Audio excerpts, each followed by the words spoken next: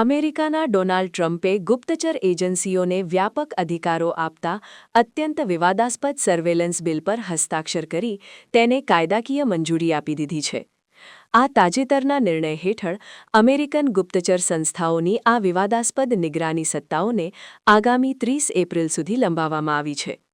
ટ્રમ્પના આ પગલાંને પગલે રાષ્ટ્રીય સુરક્ષા અને નાગરિકોના ખાનગીપણા વચ્ચેનો દાયકાઓ જૂનો વિવાદ અમેરિકન રાજકારણમાં ફરી એકવાર કેન્દ્રસ્થાને આવી ગયો છે. આ વિવાદાસ્પદ સર્વેલન્સ કાયદો રાષ્ટ્રીય સુરક્ષા એજન્સીઓને કોર્ટના પૂર્વ વોરંટ વિના શંકાસ્પદ વિદેશી નાગરિકોની ડિજિટલ અને ટેલિફોનિક વાતચીત પર નજર રાખવાની વિશેષ સત્તા આપે છે. જો કે કાયદાની આ જોગવાઈનો સૌથી મોટો વિરોધ એ વાત પર છે કે આ પ્રક્રિયા દરમિયાન સામાન્ય અમેરિકન નાગરિકોનો સંવેદનશીલ ડેટા પણ મોટા પાયે એકત્રિત થઈ જાય છે.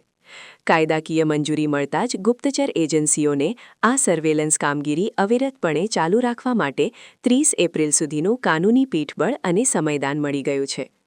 આ બિલ પર હસ્તાક્ષર થતાં જ માનવાધિકાર સંગઠનો અને નાગરિક અધિકારોના હિમાયતીઓએ ભારે નારાજગી વ્યક્ત કરી છે.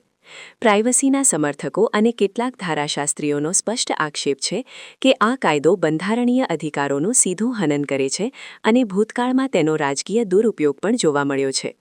બીજી તરફ રાષ્ટ્રીય સુરક્ષા નિષ્ણાતો બચાવમાં દલીલ કરી રહ્યા છે કે દેશને આતંકવાદી ગતિવિધિઓ, સાયબર હુમલાઓ અને વિદેશી જાસૂસીથી સુરક્ષિત રાખવા માટે આ કાયદો અત્યંત આવશ્યક છે. 30 એપ્રિલની સમયમર્યાદા પહેલાં આ કાયદામાં કાયમી સુધારા લાવવા માટે હવે સંસદમાં ઉગ્ર રાજકીય ખેંચતાણ થવાની પૂરી સંભાવના છે.